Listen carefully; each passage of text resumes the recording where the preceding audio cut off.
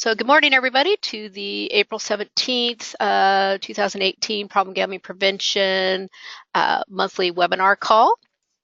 Happy to have everybody with us today. Just some quick webinar etiquette that please mute yourself during the call so that we can have a clean recording. You can always unmute yourself when you need to speak, or also use the chat box. So our agenda for today is we'll do an introduction roll call just to find out who's with us here on the call, so everybody knows who else is with us and what county they're with. We'll do some PGS announcements around meeting schedule, training opportunities, brief information about the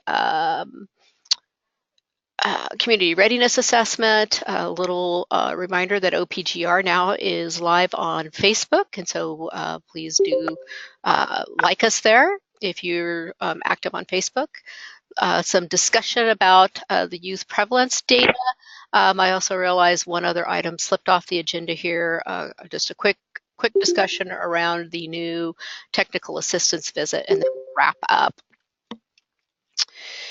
So the PGS update, I guess I should start out with roll call. So basically today on the call, we have with us, I'm getting down to, we have Claire Catt with Columbia County, Danette Killinger with Lynn County, Deanne Mansfield up in Union, Emily Mossberg is with us from Jackson County, Francie Winters is joining us from Lake County, and Julie Hines from Lane.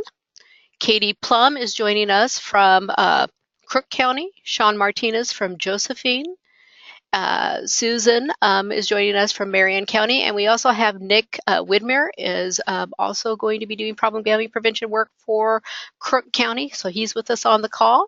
And did I miss anybody who's called in but maybe not on the webinar?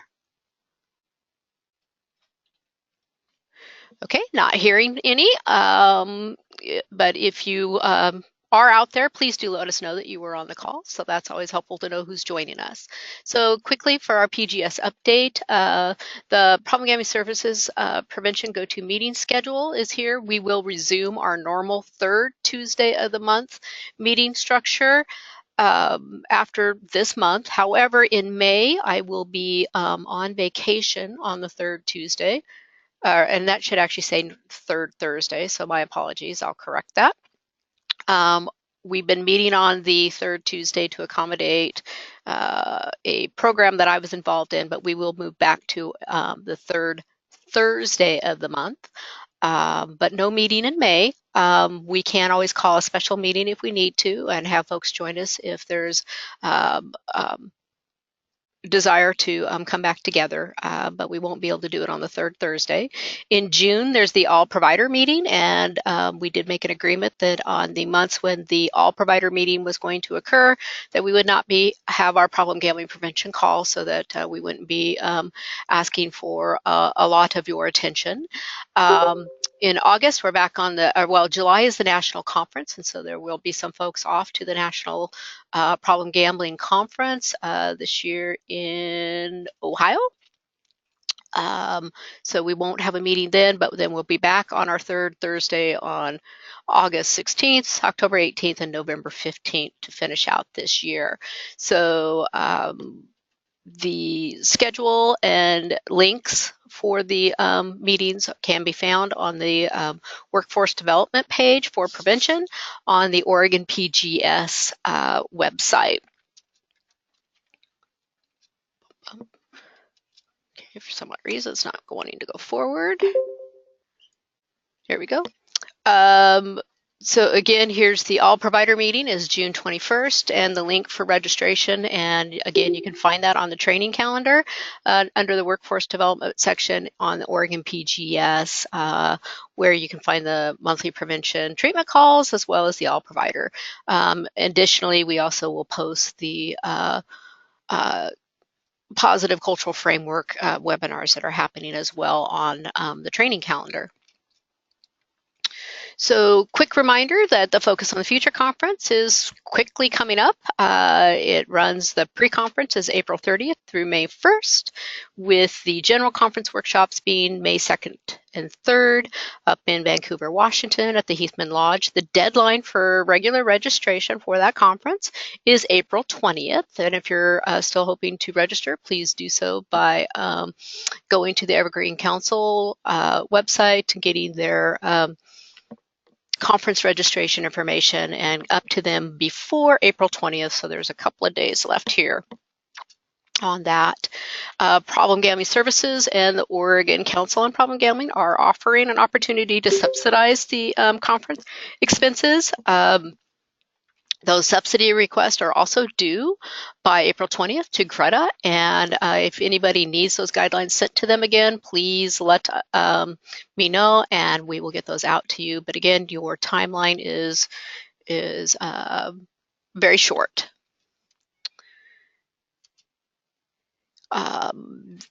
There was some confusion. One of the things we did was offer a problem gambling prevention workshop on May 1st. It will be at the Heathman Lodge, but it is separate from the Focus on the Future conference, so you do not have to have registered to attend the conference to come to our prevention workshop. We did ask for registration on Eventbrite, so that we could just get a head count for how many people will be in the room, as well as to let the Evergreen people know those folks are with us. So currently, as of last night, we had 14 programs signed up so far to attend. So if you are still looking to do that, you can register for that pretty much up to the day before. And we will make accommodations if you show up on the day of to make sure that we can get you in the room. We do have space. So the agenda for that will be that we have Jay Otto with the Montana State University. We'll be doing the social ecological model prevention training for us, looking at problem gambling prevention through that lens.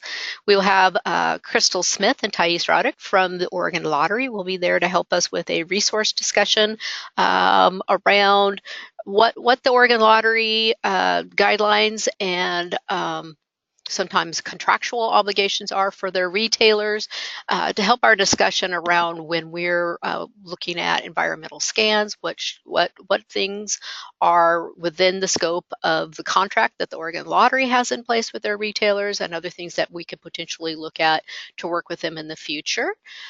We also will have a special projects presentation from the Oregon providers based off of the last year's special project opportunity to do some projects around the adult population. So we have 5 of our county providers will be providing us some information on that. So that'll be great. And then if time allows, there'll be networking.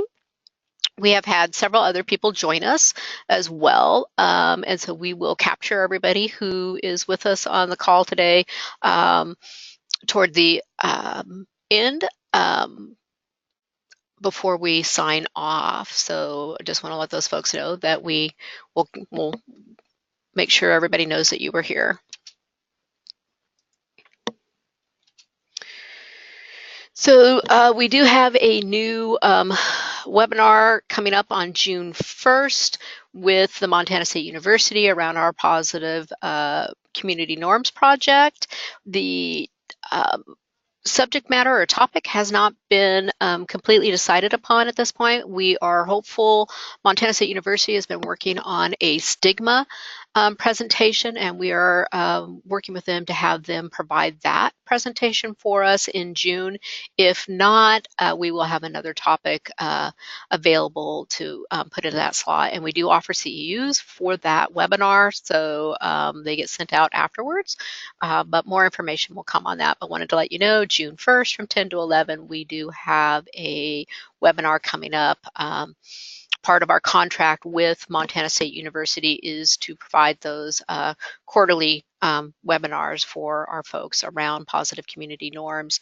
And just a side note on the Positive Community Norm Project, I will be going in June to the Cultural and Health and Safety Symposium that Montana State University is hosting in Montana to spend action-packed 2.5 days immersed into the positive cultural norms work that they are assisting us with, as well as meeting with other folks across the United States. So that should provide some information for me to bring back to you guys after that conference toward the end of June. I'd mentioned a little bit earlier when we were looking at the agenda, but OPGR now has a Facebook page. New information is posted at least twice a month on that.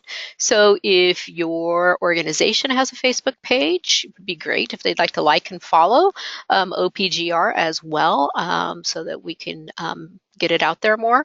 One of the reasons why we created the OPGR Facebook page, which is managed by Emergence down in Lane County, was that we wanted a place where information could be shared that would also not have the Oregon Lottery information on it. Much of the responsible gambling and OPGR stuff was being shared by the Oregon Lottery, but it also ties right into the Oregon Lottery information. And so this gives us a fresh and clean opportunity on social media to stand alone.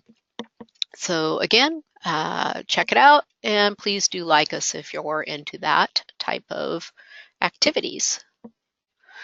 So on the community readiness special project that we put out, we ended up with a final number of 22 approved letters of intent and budget requests. So that's we are actually very, very impressed with this total because this is a additional work that will have to be done on top of the work that is already happening at the county level. And we have pretty good representation across the state from counties participating. So we're pretty excited about this. It will be a great opportunity for those counties that are involved to really take a look at what is their individuals' community readiness to address problem gambling, where are they at, and then help them move forward on how to measure, so that those questions that come up about how do I know that we're making a difference in our community, they will have some measurement tools. The other information is in regards to that, those counties that were not able to at this time participate, we will still have the tool available and can look at in the future doing some trainings around that to help others who might want to also engage in this assessment for their community. So more to come about that, but we should have those. The first trainings are coming up in May. So the first training date is set for May 25th in Salem for those providers. And then another exact same training will happen in Prineville on June 5th. For those providers that are part of the project, if you can let me know your head count for the training, and if you need to shift your location either from the Salem or the Prineville training due to dates, just keep me in your loop on that so that we have head count for setup as well as for handouts, etc. So very excited to get this project going. The contract amendments for those counties that are participating have been sent out to your organizations. If they have not signed them already, an encouraging request would be great to get the amendments signed back so that we can then get the funding out to all of those counties that are participating. So that was kind of a woohoo there. We were very excited about the 22. So late last week, I sent out a document on the new problem gambling prevention technical assistance project that we're going to be spearheading. And so at this time, we will be starting to pilot this project, but in the future, it will actually become part of the Service Element 80 requirements, so going into the next biennium. But basically what the technical assistance program will do for us is in lieu of the old site review process that was in place where we were getting letters of approval documenting that programs and counties were meeting the OER requirements. This will actually take us down to how can we assess your organizational commitment, the staffing levels and staffing needs. How is your program working around community engagement? What are you doing around assessment, program development and implementation, and then evaluation? So those will be the core elements, the 6 core elements that will be assessed. We did develop a tool, so that's what was sent out to all. With the elements in there. Again, it's in a draft format, so we have the opportunity to update that. But basically, we will be starting to utilize this new tool. The primary focus of the TA visit is, of course, around program development and helping programs improve their system. But a component of that program development is also ensuring that program staff are aware of the contractual requirements that are relevant in your A&D Service Element 80 language. So what's there and what's actually being required. So those are intermingled into the 6 program elements where appropriate. And as I mentioned earlier, starting in 2019-21 biennium, the TA visit process will be a contractual requirement, and that will be that a program participates in a TA visit every 3 years will be the new requirement for that. So that will give us an opportunity to be out visiting your program, but also an opportunity for those programs who haven't been assessing their program on a regular basis to do that. Mentioned earlier, you should have received the draft technical assistance visit document for review, so hopefully all of you got that and have had a chance to take a look at it. Again, it's really a great way to share and showcase the work that you're doing. We can learn quite a bit from the data reporting and the annual reporting process, but it's really the boots on the ground opportunity to visit and see exactly what's happening that really helps tell your story. So we're excited about that. At this time, we are looking for volunteers to pilot utilizing the new document and to schedule a technical assistance visit. So if you are interested in being a volunteer to pilot that document and participate in a technical assistant visit, please contact me and let me know. Our first volunteer at this point is Malheur County. So a shout out to Lindsay out in Malheur County for stepping up and being willing to be one of our first volunteers to help pilot the new process. But again, anyone else who's interested, please contact me because we really want to work through the form and the process and make sure that we've worked out all the kinks before moving it forward into the 2019-21 biennium as a requirement. So are there any questions so far? I know I'm kind of buzzing through this. And again, you can either send questions in the chat box or you can unmute yourself and ask. But not seeing anything, I'll go ahead and move forward.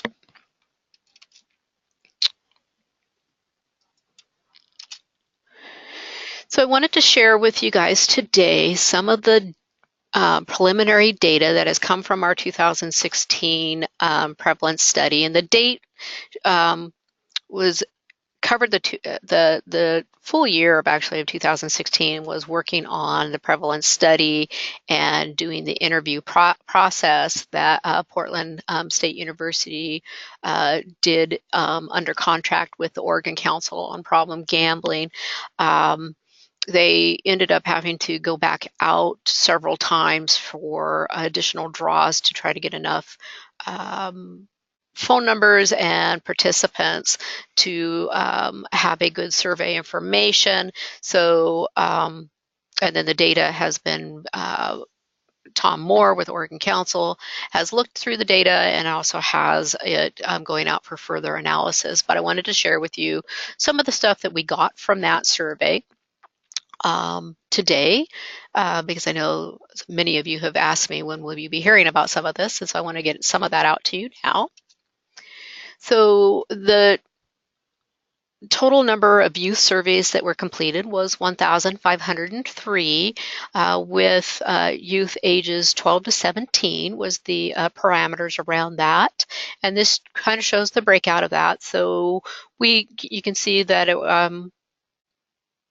the 15, 16, and 17-year-olds were the higher number of participants in the survey, which is not surprising at all. But this just kind of gives you a bird's eye view of the ages and sexes of the youth that participated in the survey and the percentage of the total sample. So again, going back, this is on about a little over 1,500 youth participated. This is the breakout around race and ethnicity. Kind of falls in line in some areas with what the race and ethnicity breakdown for the state looks like, but a little off in other areas. But this does give us an idea then again of what youth did participate. So I wanted to kind of just share this information because I know that quite often much of the conversation can be around the traditional lottery type products that the Oregon Lottery carries. And so this chart here shows us where our youth are getting their products, those youth that reported, and these are numbers, so they're pretty low, our number of youth who are reporting that they're actually getting products, Oregon Lottery products. And so some have managed to buy, three youth have managed to buy at a convenience store or at a grocery store. Out of the lottery to go boxes, those numbers again were pretty low of youth reporting that they had bought out of a vending machine. The number of youth that have been receiving their tickets or their items through a parent or other adult relative was a little higher, and then other adults, and then other methods. I'm not really sure exactly where those are, but again, the number of youth that are in the past year who have participated in the survey that received traditional lottery products, either by purchasing them themselves or a gift, is relatively low. But then when we get into where the other areas that our youth are gambling in, so we have some data here on gambling on games of skill, where the youth were doing that. And again, not much different than what we've been seeing in other surveys, sort of like the Oregon Healthy Teen or Student Wellness Survey, where our males are participating at a little higher rate than our girls. And skill games gambling, those who gambled, again, looking at daily, weekly, monthly, less than monthly. Looks like they were gambling on a monthly basis, but just a little bit of information there.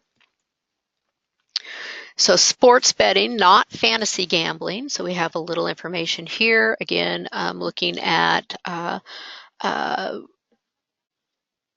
where our males are participating at a little higher rate than our females, and that they've done it ever or in the past year. There's been a little decrease there. And then sports again, percent on these are that percent of those who gamble who participated in sports betting. Again, looks like it's happening kind of on a monthly basis. They're not participating on a regular basis, but it is something that they do engage in. Okay, so then we get to the fantasy sports gambling, percent total of youth who've engaged in fantasy sports. Numbers are a little low there. And then when we look at those youth who actually reported they also are gambling, who participate in fantasy sports, kind of the numbers kind of run the same as what we've been seeing in other activities. So again, just information for us to be thinking about when we start targeting our activities. Where are we targeting them at? So the internet gambling, again, relatively low, and the same thing with those youth who reported gambling. They are engaging in it, not frequently, um, but often even less than monthly. So the internet gambling also not a huge draw for them. So it's really the games of skill that tend to be what's driving our gambling rates. So we looked at also some things around whether or not their parents or their guardians are talking to them about gambling, but also other areas. So where we do see is when it comes to tobacco or alcohol, marijuana or other drugs, even sex education or driving safety, parents or guardian are talking to their youth on a much higher percentage rate than they are about gambling. So that is a point there that may also be of interest when you're creating your plans and thinking about who you're targeting with your information. One of the things I don't believe I showed the included the slide for it, but it may be here. I'll have to. We might cover it again here in a minute. Was that parents are also the highest percentage um, for where youth prefer to get their information. So it seems like we have a great opportunity to do some work with educating parents around the importance of talking to their youth, and that's where youth like to get their information. Um, Betting on games of chance is a harmless family activity. When we look at the scale here, um, they're just kind of in the middle, really. They don't feel strongly one way or the other that it's something they agree with or that they disagree with. Although when we add the somewhat and completely disagree, it kind of shows that our youth are a little bit more on the side of feeling that gambling is not a harmless activity.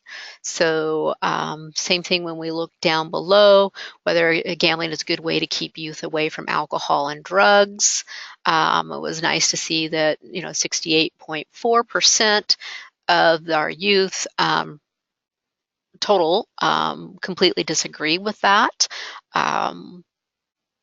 And at least that's from the youth viewpoint. So that is it's great. It'll be interesting to see what the from the adult viewpoint, if they still see gambling as an activity that is preferred over having their youth participate in other risky behaviors. This is from their perception of kids gambling at school. They of the their when we add the somewhat disagree and completely disagree together, they are they disagree that youth are gambling at school. So again, that may just be a perception piece, but information that we can kind of take a look at. And then again, for these are from their perception, the majority of youth who gamble also use alcohol and drugs. Pretty strong belief there on their part. In their belief that those youth that are engaged in gambling are also engaging in other risky behaviors. So obviously, the further analysis of this data will give us more insight into it. But just wanted to share with you basically the raw data at this point. When it comes to my gambling, my parents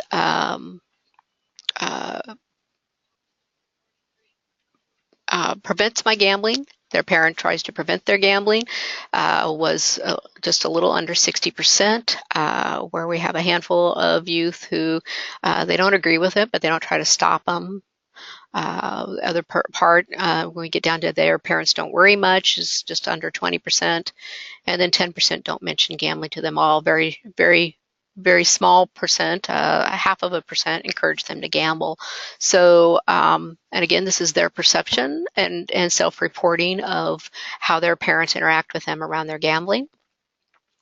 Now, when we come down to the friends piece, this is kind of getting into that bystander information when we look at do their friends try to prevent their gambling, 36.7%. And it looks like females are much more apt to try to prevent their friends from gambling than the boys, the males. again telling me that gambling's not a good idea. 36.2% of their friends will tell them that. They don't worry about gambling much. Kind of the percentages is going up. And then don't mention it at all is almost 50% of the youth, with very, very small percentage showing that their friends have expressed a concern about their gambling. So there's a lot more data points that we have information on. I just went through and pulled out a few for today's conversation. But the next place, and this is where it gets interesting, is the rates of at-risk and problem adolescent gambling. So when we look at the rates in the blue, that's the at-risk. So if we look at 1998, it was at 5% of the population of adolescents was at risk of becoming a problem gambler. It slid down a little in 2008 to 4.6. We hit 2016 survey, and there was a pretty good little decrease down to 1.7. Now, the numbers in the red are the problem gamblers. So in 1998, we had 1.4% of the adolescent population, went down to 1.3 in 2008, so not much of a change there. But from the 2016 survey, based on the answers and the information that was provided, the prevalence rate for problem gambling in adolescents is 0.1. So that is a shift in how we're looking at the impact on the population when we start talking about at-risk or problem gambling. So one of the things that we have been doing and thinking about is discussing why the rate change. What things have come in place, or what changes that have happened. And so today would like to also get some of your thoughts, but here's some of the things we thought about. Is one, when we look back and we look at 2008 at least, the popularity of games like Texas Hold'em and all of the celebrity poker move was huge. And so there was a spotlight on that. You couldn't go into your local Target or your Fred Meyer or any of the other stores on the toy aisle to look for a gift for a child or an adolescent without finding poker chips and different types of games. And there was quite the movement around youth hosting their own Texas Hold'em games and having parties, etc. And then there was all of so much TV and hype around the celebrity poker stuff. We don't see that now in the same way that we were doing in 2008. And then another piece that we came up, and part of our conversation, is how youth now hang out with each other, how that has changed.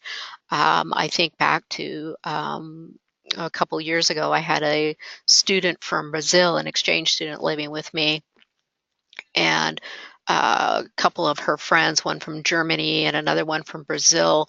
We went on a road trip to go up to visit Crater Lake, and it was one of the loneliest trips I think I've ever been on, with a group of teenagers who were definitely engaging with each other through their phones, but were not even actually having conversations out loud. So their ability to communicate through technology and has kind of precluded some of their need sometimes to hang out together as well. And of course, this is all just kind of hypothesis at this point. But I wanted to open it up to you guys and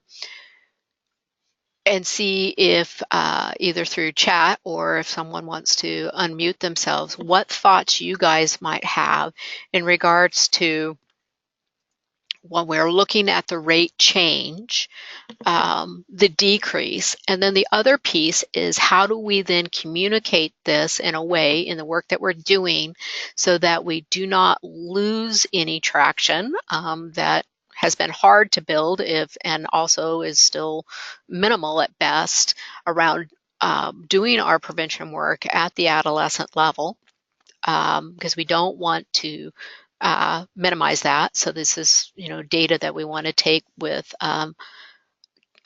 move forward with care. But are there any thoughts from you guys on the call? Roxanne, this is Julie. I'm wondering if what the sample size difference might have been between these last couple of surveys. Okay.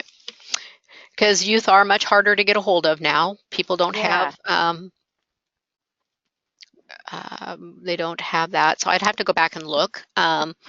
But I'll do that. I'll look at the sample size. Other thoughts?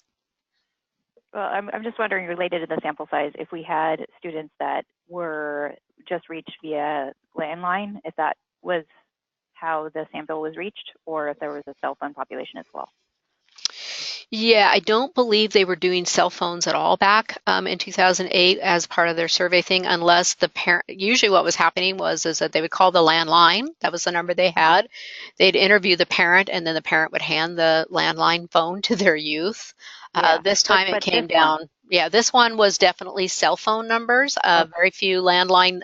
They bought a list of landlines, but they also did a lot of cell phone numbers, and then the parent would then give the surveyor the youth survey or the youth's cell phone number if they give permission for their youth to be interviewed, and then the surveyor would then call the youth on their cell phone, and then whether or not that's why it took so long to get the numbers because uh, youth would ignore the phone call. Because it wasn't a Right. number that they were aware of, and so it definitely made doing a survey this way uh, difficult at best, and they ended up having to purchase several banks of numbers to try to get to the number that they did, because the world has changed Yeah. Well, I guess that's what significantly from 2008. I guess that's what I'm kind of getting at is it seems like at least this is all anecdotal, so I don't know. Right. I'd like to see if we can compare this to AOD surveys as well with youth and see if there's any kind of change with the prevalence for them too, because anecdotally, the students who I know who would pick up the phone are usually the less risk students. And again, this is just completely anecdotal, but I just wonder how much the data are skewed based upon the sample that was reached. Right. And that is part of the caution I have around seeing this as far-reaching release this data, because there's so many pieces there that are still needing to be evaluated, as well as Yeah. yeah. So which is I've been kind of, I don't want to say I've been sitting on it, but I've just been kind of sitting here with it, kind of going, well, there's so much here that there needs to be further analysis for. And the other piece is thinking about, as the world has changed, how are youth perceiving gambling and defining gambling versus how they were defining gambling in 2008 or 1998. So there is that piece, and I agree with Francie. Also put from Lake County put in a comment that we continue to working with those who are at risk in order to keep those lower numbers, and that we frame it to our community that way. I just want to make sure that we're careful, because data can get us in trouble as much as it can help us. But I will have Tom dig in a little bit more around the numbers of youth who participated the time before, and again, it was definitely a difficult study for them to conduct, to try to get enough numbers for it to be even a legitimate sample. So, other thoughts from you all? Roxanne, this is Katie and Crook. Hi, Katie. Hi. What are the questions? Have you sent those out, what the survey questions were? I'm just curious what was asked to be able to identify who's at risk and who's has Yeah, a problem. so we did not send that out to all of you guys. What they did was they took the one. This is a replication study, so we worked hard to keep things consistent from one survey to the next. They do use several different tools to come up with the prevalence rate. Um, and so there were three three different tools that were used that then helps provide the rate, the prevalence rate, similar to what they do with the adult prevalence study rate. And so I can certainly send out the tool for you guys to take a look at, or actually I think probably I'll share more the instead of sending out the tool, I'll send out the cover page that covers the how they determine the prevalence rate. Actually, probably that's going to be a little confusing too. Maybe what I will do is I will schedule Tom Moore to join us to discuss how the prevalence rate was determined, because I think that will make a little bit more sense than trying to send you guys out the information without the description from the evaluator. So Tom Moore, I will invite him to join us. Hopefully that will, and he can kind of talk about the data sets a lot from a much more informed place, so it's not confusing. The other thing is we did add a few questions in, so there are things that were not looked at in the past. Some of that is around the fantasy sports. We did make a few modifications, but again, it was really to be able to have it show a prevalence rate that we can then measure against previous studies. We needed to have it be a replication study. So, but I will invite Tom to join us from the Oregon Council to kind of talk about these findings. So just kind of wanted to get some of this out there to you guys. So other thoughts?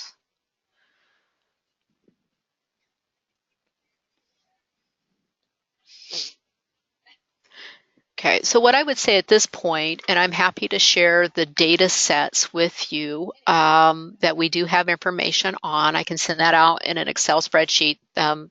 There basically is where I pulled these data sets from, was Excel spreadsheet that gives us information on where youth are gambling, wellness questions. So there was a whole slew of those too around, are they smoking marijuana, are they drinking, etc. And then their attitudes and beliefs, and then their awareness. There were some awareness questions too in regards to, are they aware that gambling treatment is free here in Oregon? Have they seen commercials, etc. So we have some of those as well. I will send those out to you. I think that those are great information for how you're looking at developing your work. Again, with the prevalence rate, that was just one of those areas where until we can really further evaluate that, I want us to be very careful about how we utilize that. I would suggest anyway that you be very careful, because I don't want to create any loss of ground at the community level. At the same time, we also know that our adult prevalence rate pretty much stayed the same. And so that has not changed. And that, again, is also part of our work. But when we look at adolescents and we're really talking about engaging in risky behaviors, gambling is still an activity that we want to make sure that youth are aware of as a risky behavior. And the last few surveys I've seen, even in the adult prevalence study, what I'm really getting is that they're starting to catch, our youth are getting that. They're starting to catch on quite well that gambling is an activity that carries risk. It's just that how do we then get to those who are moving into it in a much bigger way. So this slide deck will get sent out. I will also send you the Excel spreadsheet with the rest of the data. And you guys can take a look at that. And I will invite Tom Moore to come and talk to us about what they have so far. And we'll go from there. So is there any other questions or comments in regarding to the prevalence study?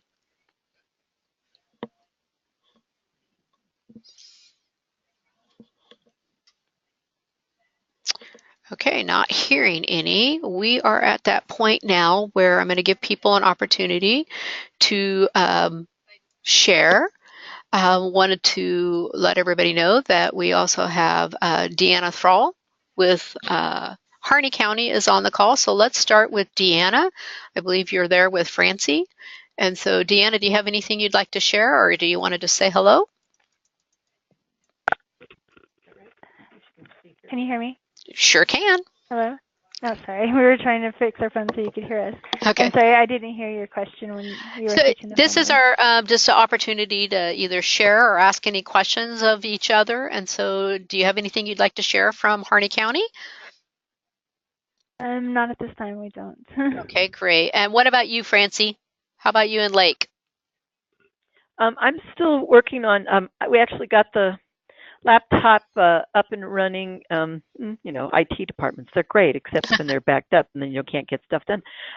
So I'm moving from the big super oversized tablet version of my presentation to try to get the foundation of understanding about prevention and problem gambling, with the goal of not only raising the awareness and education level, but getting companies to adopt a gambling policy. And so I have a few more that are interested in having that presentation now, and now I'm getting it on PowerPoint. That's why I asked you for that updated data this last week. And so I'm just getting that stuff ready and, delivering programs, not all necessarily connected to problem gambling, as you know, and looking forward to the community readiness piece. And that's about it for us. Great. Okay, well, thank you, Francie. Okay, so how about you, Susan, in Marion County? Yikes, I was muted. Can you hear me now? Yep, sure can. Sorry. Well, we picked our art search winners and are proceeding with that. I'm excited about that, and have been wrapping up our outreach to teachers, and we have a couple of spring classes going. So I guess that's about it for now. And okay. What else? I've been engaging in some additional advertising in some theaters. So I've created a few theater slides, which we've been sharing with Polk County. So I guess we're collaborating a little bit in our county. Great. Nothing really new. Feel like I'm just staying the course of the things that have worked in the past really well. So. Well, that's always a good thing. So, right. Looking forward to the readiness training. Yeah, that should be really exciting. Well, thank you, Susan. Sure. So, Sean in Josephine County. Well, I don't know that I have anything new to talk about. We're really excited about doing the assessment, attending the training on the 25th. I'm really excited to be able to go to the symposium in Montana with you to learn more about the positive community norms culture. I don't know what they're calling it now. and I think that's about it. Great. Thanks, Sean. How about you, Paige, in Douglas County? Hello. Well, let's see here. We are actually getting ready. Can you hear me? Sure can. Okay, sweet. I took it off mute and then grabbed the phone, so I was making sure it didn't disconnect. We're actually getting ready for our annual Art of Prevention art contest, so I've kind of been in the throes of that lately. But we did end up getting some cool pieces for problem gambling that I was excited to see, because a lot of times we don't have innate interest from high schoolers or elementary kids about that. So that was exciting. And then what else? Oh, getting ready to present Focus on Future. So getting that squared away. And then I have a community training tomorrow with some senior companions on problem gambling. So that should be good. But that's all I can think of right now. Pretty frazzled with the event coming up. Well, good luck with your event, and yeah, we're really looking forward here at the state getting everybody's artwork in for our contest here next week. We've only got a few pieces so far, so if you're still working on your artwork to get sent to us, we're looking forward to it. It's a special thing that we do here in our building, and actually it's going to be on Bring Your Kid to Work Day, so that'll be fun for everybody as well. So thanks, everyone. Cool. Great. Yeah. Oh, also, I'm sorry. I was trying to add the call on my cell phone, and then somehow it sent the invite to everyone else, but then people started accepting it, so I didn't want to cancel it in case that they were putting it on their calendars. So sorry about that, everyone. Okay. It happens. Don't worry. It just makes the rest of us feel better when we make a little boo-boo. Yeah. It's good that it happens to everyone. Exactly. So not a problem on my side anyway. I was like, oh, cool. Paige wants me to come to my meeting. So Katie in Crook County, anything you'd like to share, you or Nick? Hi, good morning. This is Nick's day 2. So I think really the big share out is we're excited to have somebody on board to run with our problem gambling implementation plan and our assessment work, which we're really looking forward to.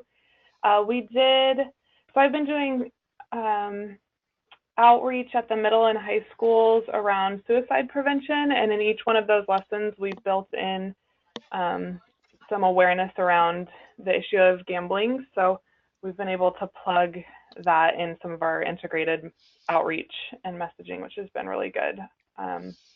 And then we have one entry for our calendar search, which is a first in several years, I think. So that's exciting. And we were able to do a lot of outreach in March, just promoting the contest and having a lot of conversations with teachers and school administrators around the issue as well. Great. Thank you. Julie in Lane County. Sorry, I was so distracted by the cute puppy. I know. This last month was pretty challenging, to be frank. Problem Gambling Awareness Month, because we had incident command for suicide prevention in Lane County, and unfortunately, we had a lot of young people die by suicides in a very short amount of time. So a lot of people were focused on, just trying to get the strategy, getting the message out for help for schools with regard to just awareness of general suicide prevention and intervention and postvention. So yeah, so that was a challenge. But overall, I mean, we did some public service announcements and some other presentations around. We had a good turnout for several of those presentations. But last week we were in DC, we meeting the board for the National Council on Problem Gambling, and had some really good reception from our legislators here in Oregon. DeFazio's rep, Berkeley's rep, and Berkeley himself were very, very supportive of an initiative towards screening service members and veterans, all service members and veterans, for problem gambling. This is something that was in a health assessment until 2002, and it was removed by the Department of Defense. And so we want to reinstitute that and get all service members and veterans screened, so that way at least we know the extent of the problem, because we know it's higher than the civilian population. And so it was really nice to get the good reception among those representatives and really have the support of problem gambling services in general. As we know here, because of you, Roxanne, and Greta, we have great representation in Oregon, but across the country we really don't. And so that was really heartening to have that experience. Good. Yeah. Well, and one of the things I always like to plug in around Problem Gambling Awareness Month is it's great to have a month, but really our work here in Oregon, we're doing it on a day-to-day basis, 365 days a year. We've got a big push, but there's always such great opportunity throughout the rest of the year as well. So that's, our office's stance on it's great when you guys can do things during Problem Gambling Awareness Month, but we know that you guys are doing things on a regular basis as well, to really keep that message up in everybody's message board. So anyway, never feel like we haven't been able to get as much done as we'd like, because we have more days in the year to do it in. So thanks, Julie. How about you, Jessica McDonald in Deschutes County?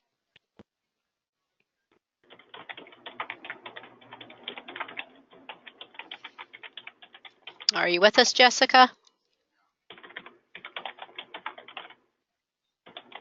Okay.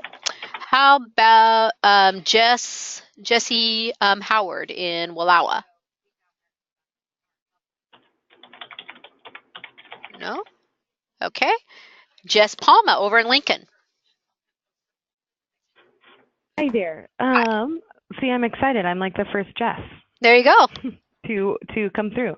No, we had a lot of success. I think it was either last month or just the month before, but we were doing some responsible alcohol sales trainings for different vendors in Lincoln County, and so we also did a problem gambling prevention presentation, and the community really engaged and had a lot of questions, and a lot of our shop owners and different business owners took the OPGR hotline cards, and asked if we'd be interested, in keeping that component with future trainings. So we're hoping that if all goes well, we can do more of those trainings, like in the fall, or once or twice a year, just to give everyone a good refresher, and then continue with the problem gambling piece. And that's kind of been our big project in problem gambling. We continue to do things on our social media pages, press releases and things like that. But we're hoping to, and I maybe just need to brainstorm with you later, but we're hoping to do some engagement at some of the youth activity days that we do. I just need, a good curriculum or some good activities that we know work, that the youth will also engage in. Okay, sounds great. How about Emily Mossberg in Jackson County? Hey, not too much different than what other people said, like with art contest, but we also just finished our community awareness survey that we were doing. So I still have to analyze that, which will take some time, but I hope it'll be some pretty useful information. But that's pretty much the nutshell version. Okay, great. How about Deanne Mansfield out in Union? So I've just been, maintaining things. We're getting ready for our drive-in, so that prompted me to revamp our theater ads. So working on that, and then the presentation for our prevention session at the Focus on the Future pre-conference. And that's about it for me. Okay, sounds good. Danette Killinger, Lynn County.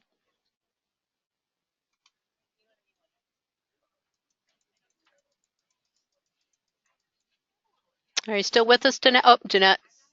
Okay, so Danette had to head out. She's had a busy month with problem gambling awareness activities. They participated in the National Problem Gambling Screening Day and handed out and connected with over 300 people in Lynn County. So that's great. And then both Jessica McDonald and Jesse Howard, so Deschutes County and Wallowa County, are having trouble with their audio, so we're not able to join, but to speak out. They said pretty much Deschutes County says that pretty much things the same, and they're looking forward to the community readiness assessment. And I think that's it. So to wrap up, our next Problem Gambling Connect call is August 16th. But if something comes up to where we need to come together sooner, we'll do that. We're also looking at having some regional meetings in the fall. More to come about that once Greta and David Course, who today is his first day as the new Problem Gambling treatment and recovery specialist. So once we've had an opportunity to sit down and kind of talk about that, we'll move forward with some dates for regional trainings in the fall. The next all provider meeting is June 21st. If there's anything ever you want to cover on this meeting, please feel free to send me any agenda item requests, etc., so that we can cover those things. And then I just wanted to share with you that today, or not today, but April is this little guy, Ripley's birthday month, so he turned 1 this month, and he looks very sweet here. He does have that in him. However, he also is ornery as all get out. But anyway, so this was his birthday photo, and so he was very insistent that I share it with all of you guys today. So this is my new little guy who joined our house last summer. So with that, have a great day, and I look forward to seeing those of you who will be joining us in Vancouver on May 1st. at our prevention workshop. It should be a lot of fun. And for those of you I don't see then, looking forward to seeing you the next time we shall meet. And again, a big request out there that if you're willing to pilot the new technical assistance document, as well as technical assistance visit, please let me know, because we are looking for volunteers. Thanks a lot, and have a great day, guys.